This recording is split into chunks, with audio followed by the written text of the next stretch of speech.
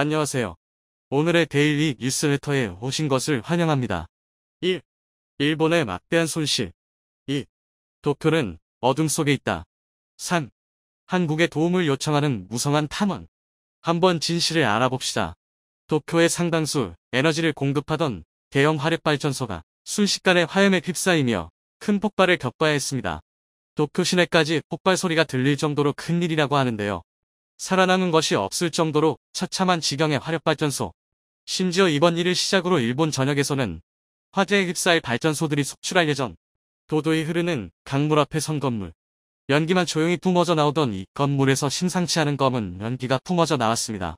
가나가와 현 요코스카에 위치한 요코스카 화력발전소. 구리야마항 옆에 위치한 이곳은 전력 공급의 중요 장소로 도쿄에 공급되는 전력을 생산하는 중요한 곳입니다. 그런데 이곳에서 검은 연기가 나온 것이죠. 이윽고 이 장소는 붉은 화염으로 뒤덮였습니다. 짙은 검은 연기는 화염으로 번졌고 내부 시설들 역시 굉음 소리와 함께 화력발전소 일대 주민들은 물론이고 이 근처를 지나던 관광객들을 충격에 빠뜨렸습니다. 많은 이들이 신고한 덕분에 도쿄에서 증원 나온 소방차들은 요코스카 화력발전소 주위에 빠르게 모였습니다. 급하게 들어간 소방차들은 불을 잡기 위해 가스터빈 쪽으로 집결했죠. 공수한 물을 쏘며 불길이 잡히길 기다렸으나 불은 더욱 맹렬한 기세로 화력발전소를 뒤덮었죠. 폭발 역시 이어졌습니다. 현재 가동 중인 가스터빈 외에 가동 중지된 가스터빈 근처로 번진 불은 여러 가스터빈 유닛을 쓰지 못하게 만들었죠. 번진 불을 잡으려고 시도했지만 불길을 잡기에는 역부족 결국 일시퇴각할 수밖에 없었습니다. 많은 사람들은 굉음과 함께 타들어가는 화력발전소의 모습에 큰 충격을 받았습니다. 사태의 심각성을 깨달은 이들은 일제히 전화를 걸었고 방송국도 현장에 나와 화재 현장을 속보로 전달했습니다. 텔레비 도쿄는 물론이고 아사히 등 주요 신문도 주목하면서 화재는 순식간에 일본 주요 뉴스로 번졌습니다. NHK도 특별 방송을 제작해 내보내면서 현재 화력발전소에서 나오는 불길이 진정되지 않았다는 내용을 알렸죠. 그리고 이내 정전이 닥쳤습니다. 요코스카 화력발전소를 통해 공급되던 전기가 끊기면서 순간적으로 도쿄 일대가 어두워진 것이죠. 뉴스를 보던 이들은 정전이 된 것을 깨닫고 즉시 짐을 챙겨 밖으로 나왔습니다. 비슷한 생각을 가진 일본인들은 일제히 차에 짐을 싣고 도쿄 외곽으로 빠져나가기 위해 발걸음을 옮겼죠. 순간의 정전은 수천만 명이 살고 있는 도쿄를 마비시켰습니다. 다수의 시민들이 아파트 도쿄를 빠져나오려고 한 탓에 많은 이들이 도로에서 오도 가도 못한 채 갇혀야 하는 것은 물론 후쿠시마 일대에서도 도쿄의 패닉을 눈치채고 시민들이 홋카이도로 향하는 해프닝 역시 벌어졌죠.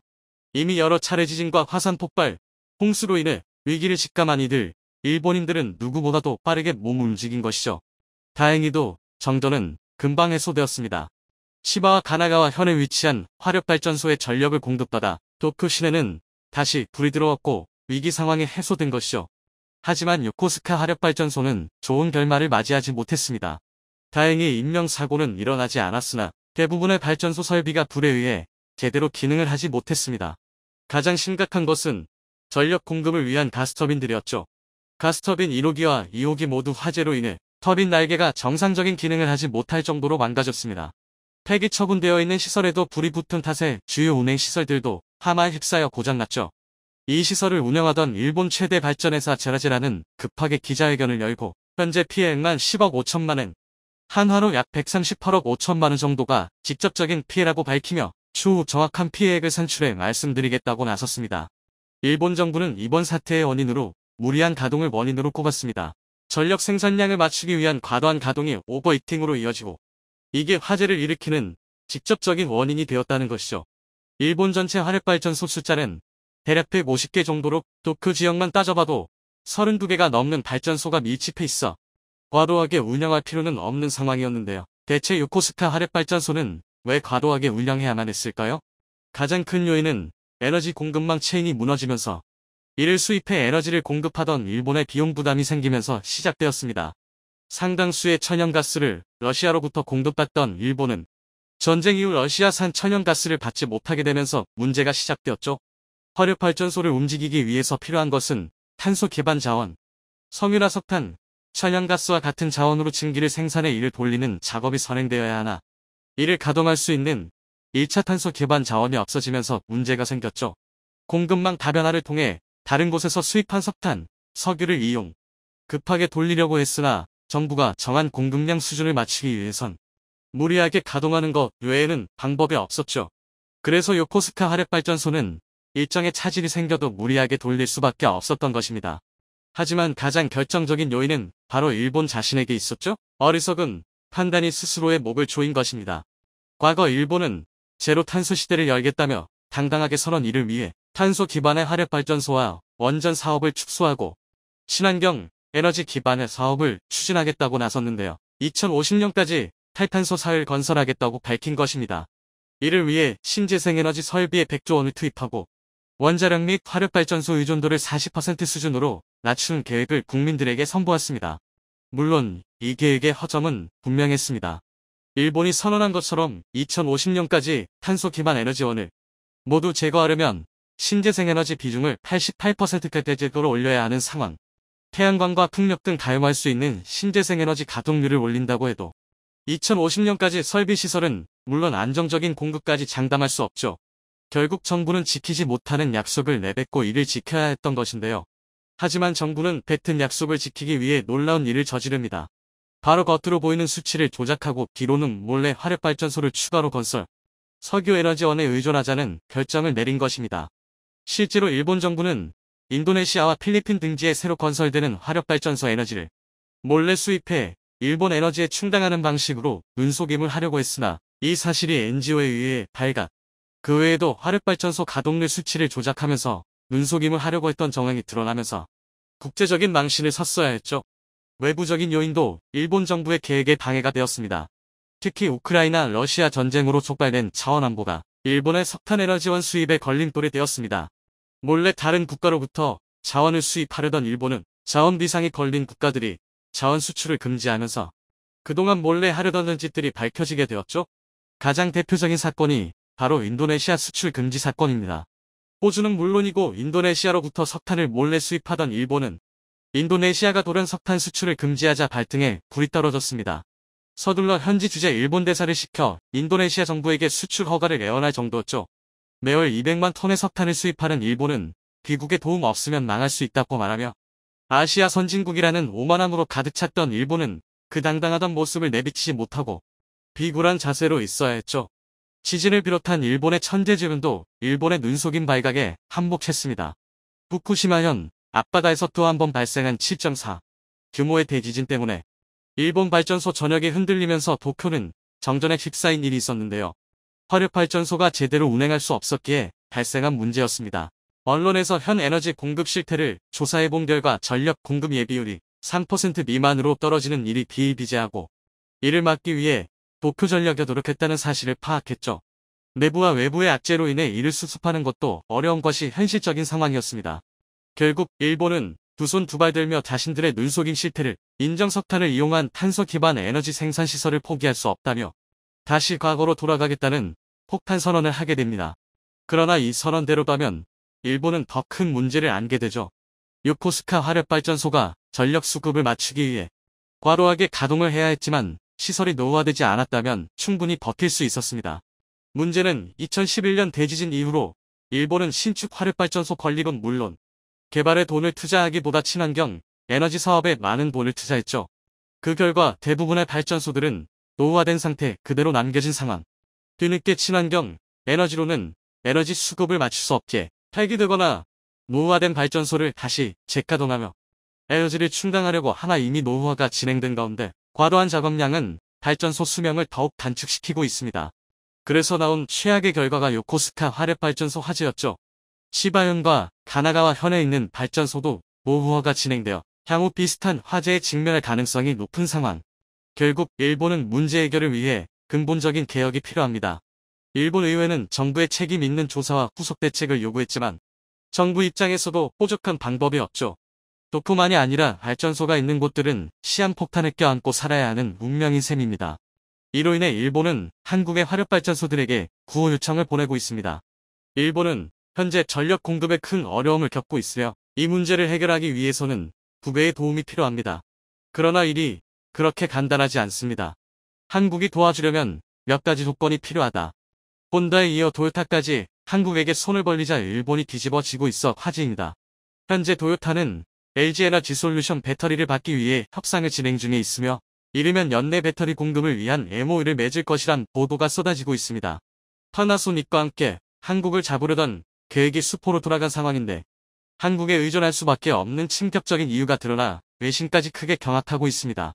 도요타의 대위기 상황, 무슨 일이 벌어지고 있는지 자세히 알아보겠습니다. 도요타는 1997년 하이브리드 차를 만들면서 배터리 제조 능력을 자체 구축해온 바 있습니다. 파나소닉과 합작사 팹을 설립해 기술을 내재화했던 것입니다. 그리고 2020년에는 파나소닉과의 또 다른 합작사 프라임 플래닛 에너지 솔루션을 세워 한국을 추격하려 했습니다. 작년 7월 반값 배터리 전략을 공개하며 LG 에너지 솔루션을 잡겠다고 한 것도 이에 대한 믿음 때문이었습니다. 이를 위해 후쿠시마와 히메지 틈 4개 지역에 공장 건설을 계획했고 중국 다른에도 공장을 세워 배터리 생산 원가를 절감하겠다는 의지를 나타내기도 했습니다. 이런 와중에 들려온 놀라운 소식은 도요타를 더욱 다급하게 했습니다. LG 에너지 솔루션과 혼다가 배터리 합작 공장을 짓기로 했던 것입니다. 혼다 CEO는 직접 한국을 찾아와 합작사 설립에 5조 원대 합의를 하기도 했습니다. 지분 또한 LG 측이 51%, 혼다가 49%로 한국에 더 유리한 구조였죠. 해당 합작 공장은 미국 오하이오주에 세우기로 결정됐는데 약 40GWh 규모가 될 것으로 나타나고 있습니다. 내년 상반기에 합공을 진행해 2024년 말부터 배터리셀과 모듈 양산을 시작한다는 계획입니다. 혼다는 미국 현지에서 12곳의 생산 공장을 운영하고 있습니다. 하지만 전기차 시장 진출을 위해서는 한국 업체와의 협력이 절실했던 상황이다. 바이든 대통령은 성명을 내고 LG와 혼다가 미국에 50억 달러 이상의 투자 약속을 한 것에 대해 감사를 표하기도 했습니다. 이런 혼다의 행보는 도요타가 결단을 내리는데 영향을 줬다는 분석입니다. 외신들 또한 LG 에너지 솔루션이 도요타에도 배터리를 팔게 됐다며 놀라움을 나타내고 있습니다. 일본 최대 배터리 기업 파나소닉이 지워지고 있다면서 말입니다. 도요타는 오는 2030년까지 전기차 30종을 출시하고 연간 350만 대의 전기차를 판매한다는 목표를 세우고 있습니다. 이에 파나소닉 이상의 배터리 공급처가 필요했고 최적의 기업으로 LG 에너지 솔루션을 낙점한 것이라는 설명입니다. 8월 말 도요타는 미일 양국에서 전기 차용 배터리 생산 계획을 발표한 바 있습니다. 4천억에는 일본 국내 배터리 공장에 투입되고 3,300억에는 미국 공장 건설에 쓰겠다는 것이었죠. 생산 합계치는 최대 40GWh 규모를 추진했던 상황입니다. 이는 혼다와 LG 측의 합작사 설립 발표 후 이틀 만에 나온 내용입니다. 그런데 타 완성차 업체들이 한국 배터리사들과 합작 공장을 세우는 것과는 달리 도요타는 배터리를 자체 생산하겠다는 계획을 밝혀왔습니다. 배터리 내재화를 통해 차별화된 전기차 경쟁력을 확보하겠다는 전략이었죠. 2030년까지 배터리 생산 설비에만 2조 엔을 투자해 280GWh 규모의 생산 능력을 확보하겠다는 계획을 세우기도 했습니다. 일본 정부 또한 도요타만은 내줄 수 없다며 9조 원에 이르는 보조금 정책을 발표했습니다. 배터리 시장을 뺏기면 일본 자동차 산업 경쟁력마저 떨어질까 우려했던 것입니다. 일본 정부는 공장 건설비와 설비 투자 지원에 5천억엔, 니켈, 코발트 등 배터리 원재료 확보에 3,500억엔의 보조금을 책정했습니다. 1991년 소니 그룹이 세계 최초로 리튬이온 배터리를 개발한 이후 일본 업체들이 배터리 시장을 주도해왔던 상황을 다시 만들려 했던 것입니다. 2015년 일본 기업들의 세계 시장 점유율은 50%에 달하기도 했습니다. 하지만 한국과 중국 업체에게 주도권을 내준 뒤 대표업체 파나소닉 점유율마저 8.7%로 내려앉아 버렸죠. 그런데 일본 정부의 노력에도 혼다와 도요타가 한국을 선택하자 기시다 정부가 크게 당혹해하고 있는 상태입니다. 도요타가 추가되면서 글로벌 폭식 자동차 업체 중 9곳의 배터리를 공급하게 됐습니다. 자국 부품사를 선호하는 일부 업체들이 LG 에너지 솔루션과 연이어 손을 잡는 것은 미국 내 생산 능력과 앞선 기술력 때문으로 풀이되고 있습니다. LG 에너지 솔루션은 세계 최초로 하이니켈 배터리를 양산했고 충전 속도가 대폭 개선된 실리콘 음극재 배터리까지 개발해내고 있습니다. 또 펄치형, 원통형 등 다양한 제품군을 보유하고 있죠. 그 결과 중국 시장을 제외한 글로벌 배터리 시장에선 점유율 36%로 1위를 차지하고 있는 상황입니다. 미국 전기차 시장은 전 세계에서 가장 빠르게 성장하고 있습니다. 2021년 64GWh에서 2025년 450GWh로 가파른 증가가 기대되는 상황입니다. LG 에너지 솔루션은 북미 생산 능력 확대를 위해 20조 원 이상을 투자한다는 계획입니다. 2025년 이후 해당 지역에서 255GWh 이상의 생산 능력을 갖추려 하는 것입니다. LG 에너지솔루션의 전체 카파 가운데 복리 지역 비중은 올해 7%에서 2025년 45%로 확대가 예상되고 있습니다. 고성능, 순수 전기차 300만 대 이상을 생산할 수 있는 양입니다. 하지만 일본 파나소닉의 미국 공장은 테슬라 기가팩토리 공장 내 한 곳뿐입니다. 파나소닉은 미국에 40억 달러 투자 계획을 밝히기도 했는데 캔자스주에 투자하겠다는 계획을 급하게 오클라호마 부근으로 변경하는 등 공장 설립에 가피를 잡지 못하는 것으로 나타났습니다. 새 공장에서 근무할 4,000명의 직원을 뽑고 있지만 파나소닉으로 가겠다는 이들도 거의 없는 상황입니다. 전 세계 완성차 업체들은 배터리사와 합작법인을 설립하는 방식을 선호하고 있습니다. 배터리 내재화를 실현하기에는 천문학적인 비용과 시간이 들기 때문입니다. 대형 배터리사와 얼마나 빨리 파트너십을 맺는지가 향후 실적을 좌우하는 것입니다. LG 에너지솔루션은 인플레이션 감축법 발의 이후 본격적으로 미국 현지 투자에 나서고 있습니다. 즉, 혼다 스텔란티스와의 합작법인을 통해 미국에만 총 5개 공장을 지을 예정입니다. 그리고 향후 도요타가 해당 자리에 더 추가되는 상황입니다. 파나소닉의 우선순위 또한 도요타가 아닌 테슬라입니다. 도요타와 파나소닉 합작법인이 최근 미국 현지에서 소재 공급 계약을 맺었지만 2025년부터 5년간 연 4,000톤의 탄산 리튬을 받는 것이 고작입니다. 반면 모든 소재 업체들은 한국 기업을 중심으로 몰려들고 있습니다. 이러 이후 국내 배터리 업체의 소재 확보 현상을 보면 LG 에너지솔루션은 캐나다 업체로부터 항상 코발트 7,000톤과 약 25만 톤에 이르는 수산화 리튬을 공급받고 한국 포스코에서도 응급제를 7년간 대량 공급받는 계약을 맺고 있습니다. 21백악관은 배터리 원료를 미국에서 생산하는데 약 4조 원을 지원하겠다고 밝혔고 한국 및 동맹국들과 함께 안정적인 공급망을 구축하겠다는 의지를 보이기도 했습니다. 인프라법에 근거해 책정한 보조금 중 28억 달러를 12개 주에 있는 20개 배터리 기업에 지급하기로 한 것입니다. 보조금을 받는 기업들의 자체 투자까지 포함하면 약 90억 달러가 리튬과 흑연, 니켈 등 전기차 배터리 원료의 개발 및 생산에 투입되는 것입니다. 그런데 선정된 20개 업체 중 국내 배터리사에 이미 소재를 공급하거나 예정인 곳도 상당합니다. LG 에너지솔루션에 천연 흑연을 공급하기로 한 호주 시라가 대표적입니다. 모잠비크에서 광산을 운영 중인 시라는 내년 미국 내 공장을 설립하려 하고 있습니다. 결국 한국 기업의 핵심 열쇠를 주자 미국 측 인사들도 연일 한국을 방문해 협력을 요청하고 있습니다. 18일 미국 오하이오주 경제개발청은 한국에서 기자간담회를 열고 투자 유치를 하기도 했습니다. 오하이오주는 LG 에너지솔루션과 GM의 합작법인 얼티엄 셀즈 공장이 있는 곳입니다. 또 혼다와의 배터리 합작사 또한 오하이오주에 건설될 예정입니다. 그리고 포스코 케미칼은 GM에 이어 포드에도 대규모 양극재 공급을 추진하고 있습니다. 이는 소재 공급망 다변화를 노리는 포드 측의 요청에 따른 것입니다. 포드 최고 경영자는 지난달 한국을 찾아 리튬과 니켈 등 배터리 광물 분야에서의 협력을 요청했죠. 포스코는 현재 고순도 니켈 및 수산화, 리튬의 국내 생산에 준비 중인 상황입니다. 포스코 케미칼이 미국 포드에 수십조 원 규모의 양극재 공급을 계획하자 이는 일본 내에도 전해져 자신들만 뒤처졌다며 크게 한탄하는 모습을 보이고 있습니다. 실제로 자원 확보에 실패하고 기술력이 낮은 파나소닉을 찾는 이들은 거의 없기 때문입니다. 이런 상황에 일본은 전고체 배터리로 상황을 역전시키려 하기도 했습니다. 도요타가 1,000건 이상의 전고체 배터리 관련 특허를 확보하고 있어 이를 활용하려 했던 것입니다.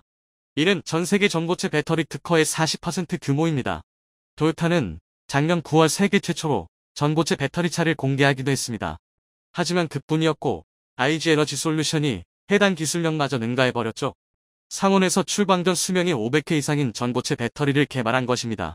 500번 이상의 충방전 이후에도 80% 이상 잔존 용량을 유지하고 리튬이온 배터리에 비해 에너지 밀도가 약 40% 높아 기술적 진일보를 이뤄냈다는 평가를 듣기도 했습니다. 해당 연구는 최고권유 과학저널 사이언스지에 실리기도 했습니다. 게다가 포스코 그룹이 전고체 소재 사업에도 박차를 가하고 있어 향후 미래 배터리 시장에서도 한국이 주도권을 쥘 가능성이 높아지고 있습니다. 이런 상황 때문에 도요타는 자존심까지 접어가며 한국 업체에게 발을 걸쳐 놓으려 한다는 분석입니다. 최고의 기술력으로 전 세계를 장악해가는 한국 배터리. 최근 몇 개월간 폴란드의 모습을 보면 이제 한국과 혈맹이라고 불려도 무방할 정도로 한국산 무기들을 많이 사가고 있으며 앞으로도 더 많이 사려고 하고 있습니다. 현재까지 K2 전차 980대, K9 자주포 672문, FA50 48대, K239 천무 다연장 로켓 288문, 로켓 2만여 발, K4 고속 유탄기관 총 수백문, 고속 유탄 50만 발을 계약했습니다. 그런데 앞으로 더 기대된다는 말도 흘러나오고 있는데요. 그래서 폴란드가 앞으로 추가로 구매할 무기에 대해 이목이 쏠리고 있습니다. 최근 폴란드 국방장관이 SNS에 한국의 또 다른 무기를 구매 고려하고 있다고 밝히며 관심을 모으고 있는데요. 벌써 이 무기를 차주부터 테스트 시작한다는 소식까지 들려오고 있습니다. 그 무기가 어떤 것인지 앞으로 폴란드가 구매할 한국산 무기에 대해 좀 더 자세히 알아보겠습니다. 현재까지도 우크라이나와 러시아의 전쟁은 혼란의 상황이 지속되고 있습니다. 지난주 러시아는 우크라이나의 핵심 인프라를 겨냥해 미사일과 드론을 동원한 대규모 공중전을 벌였습니다.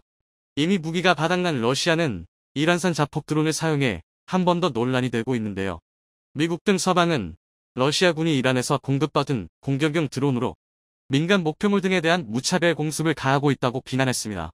크림대교 폭파 사건 이후 대대적인 보복에 나선 러시아가 미사일 공격에 이어 이란제 자폭 드론으로 키이우 주민들을 괴롭히고 있는 것입니다. 현재 우크라이나군과 러시아군이 동부 루안스크 주 2개 도시를 둘러싸고 치열한 쟁탈전을 벌이고 있는데요.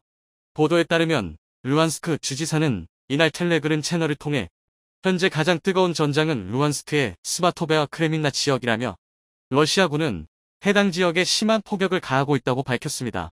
우크라이나군은 북부 하르키우 수봉 이후 도네츠크와 루안스크를 향해 동서 두 갈래 방면으로 나눠 남진하며 탈환 작전을 펼치고 있습니다. 특히 이 두 곳은 주요 탈환 목표인 루안스크, 세베로도네츠크와 불과 28km 거리 내에 있습니다. 지난달 우크라이나군이 탈환한 도네츠크 요충지 리만으로부터 북쪽과 동쪽 방향으로 각각 53km와 30km가량 떨어져 있어 전략적 가치가 큰 상황입니다. 그리고 러시아군이 우크라이나 남부 헤르손에서 철수할 가능성이 있다는 각종 분석이 나오고 있습니다. 실제로 러시아는 우크라이나군의 공세를 피해 지난 19일부터 6일 동안 하루 1만 명씩 총 6만 명 규모의 헤르손 주민을 여객선으로 대피시키는 작업을 진행 중에 있습니다. 현재까지 1만 5천 명이 대피를 마쳤다고 알려지고 있는데요. 이렇게 러시아의 대대적 철수 가능성도 보여지고 있지만 아직까지 전쟁이 끝날 기미는 보이지 않고 있습니다. 이러한 상황에 바로 옆 폴란드는 한국산 다연장복 SMLS 천무를 구매하기로 한 결정에 대해 러시아 위협을 배경으로 한다고 직접 거론해 이목을 끌고 있는데요. 러시아와 국경을 맞댄 폴란드는 우크라이나 침공 전쟁 이후 안보에 대한 위기감이 확산하면서 러시아 에너지 등 현실적인 이유로 테러 강경론에 갈팡질팡하는 유럽연합 내에서 강력하게 반러 노선을 취해왔습니다. 이렇듯 폴란드의 한국산 무기 대량 구매로 인해 냉전 이후 수십 년간 지속된 전쟁의 규칙이 달라지고 있습니다. 이라크 전쟁 이후 약 20년 만에 일어난 우크라이나 전쟁은 대규모 전면전에 필요한 전차, 자주포, 보병전투차 등의 중화기가 전쟁에서 꼭 필요한 무기라는 점을 재확인했습니다. 폴란드를 비롯해 동유럽을 중심으로 중화기 수요가 폭증하는 이유입니다. 최근 보도에 따르면 크리스토프 푸아텍 폴란드 군비청 대변인은 최근 미국의 소리VOA와 전화통화에서 폴란드가 천무를 수입하기로 결정한 배경에 대해 러시아로부터 협은 폴란드군이 화력을 더 갖추려는 이유라고 답했습니다. 그러면서 우리는 러시아 침공을 저지해야 한다며 폴란드는 나토 동부 전선 초기 방어에서 동맹국들에게 좋은 파트너가 되기 위해 최대한의 방어력을 확보하기를 원한다고 강조했습니다. 최근 한국의 방산기업 하나디펜스는 폴란드 바르샤바에 있는 국방부 청사에서 K39 다연장 로켓 천무 288문을 폴란드군에 공급하는 기본 계약을 체결했습니다. 현지 언론은 계약 규모가 60억 달러 8조 5천억 원가 넘는다고 보도했습니다. 외신에 따르면 당초 폴란드는 미국으로부터 하이마스 500문 도입을 추진했다가 미국이 공급 일정을 맞추는 게 어렵게 되면서 천무를 구매하기로 결정했습니다. 서방 국가에서 쓴 다연장 로켓 중 정밀 유도 로켓과 전술 미사일을 함께 운용하는 기종은 하이마스와 천무뿐이기 때문입니다. 푸아텍 대변인은 군비청이 천무의 성능과 기존 무기와의 호환성을 고려해 구매를 결정했다고 말했습니다. 앞서 그는 트위터에서 천무가 폴란드 군용 차량 토파지에 탑재가 가능하다며 한국과 계약을 맺는다고 설명한 바 있습니다. 그래서 폴란드 국방장관이 방한에서 더 긴밀한 대화를 하려고 했지만 최근 중국의 방해로 인해 방한에 차질이 생긴 폴란드 국방장관은 한국과 화상회의를 갖고 국방, 방산협력에 대한 의견을 교환했습니다.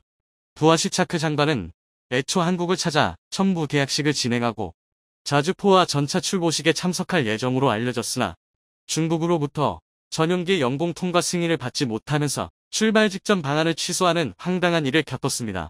중국 영공을 통과하지 않고 다른 나라로 무회한다면 중간 기착을 해야 하는 등 출장 일정이 너무 길어져 한국행을 포기한 겁니다. 하지만 부하 슈차크 장관은 중국의 이런 방해도 불구하고 한국과의 계약 일정은 전혀 변함이 없다고 밝혔는데요. 국방부에 따르면 19일 오후 양국은 화상회의를 열고 지난 5월 부하 슈차크 부총리의 방한 이후 5개월 만에 회담을 가졌습니다. 양국 국방당국 간 협력 관계가 그만큼 긴밀하기 때문으로 협력의 동력을 계속 이어가기로 약속했는데요.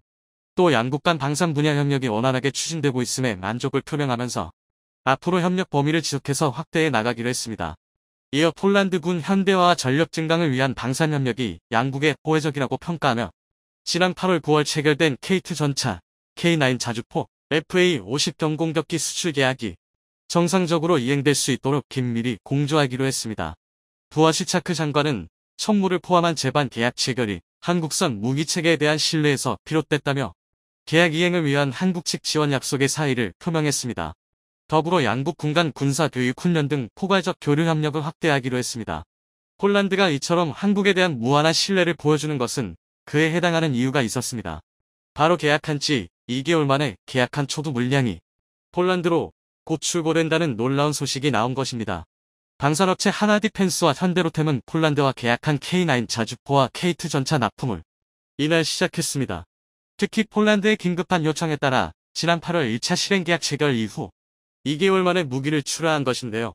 2개월 만에 K9 자주포 23운과 K2 전차 10대를 생산하며 품질 경쟁력, 가격 경쟁력뿐만 아니라 무기체계 접기 공급이라는 납기 경쟁력까지 K방산 신뢰성을 세계 시장에 보여주면서 수출 전망은 더욱 밝아지고 있습니다.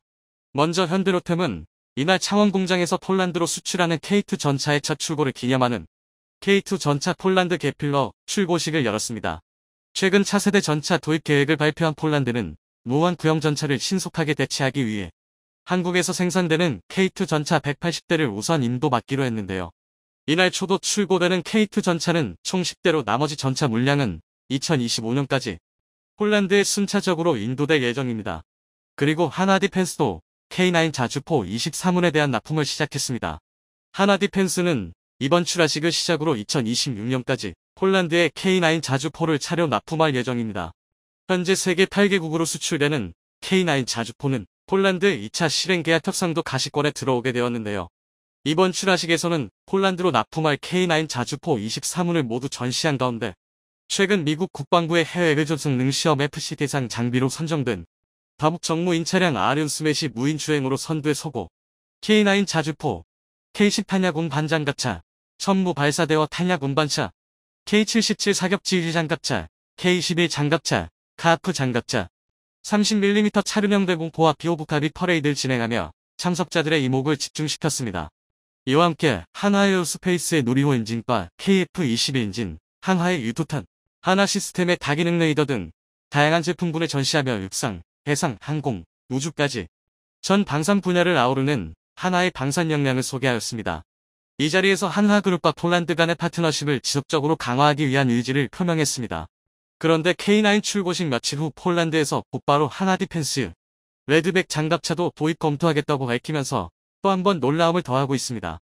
부하 슈차크 폴란드 부총리 겸 국방부 장관은 21년 지시간 자체 개발 장갑차 보르스포르크의 보안수단으로 한국 보병 전투 장갑차 하이프 AS-21 레드백을 고려하고 있다고 소셜미디어 계정을 통해 밝혔습니다.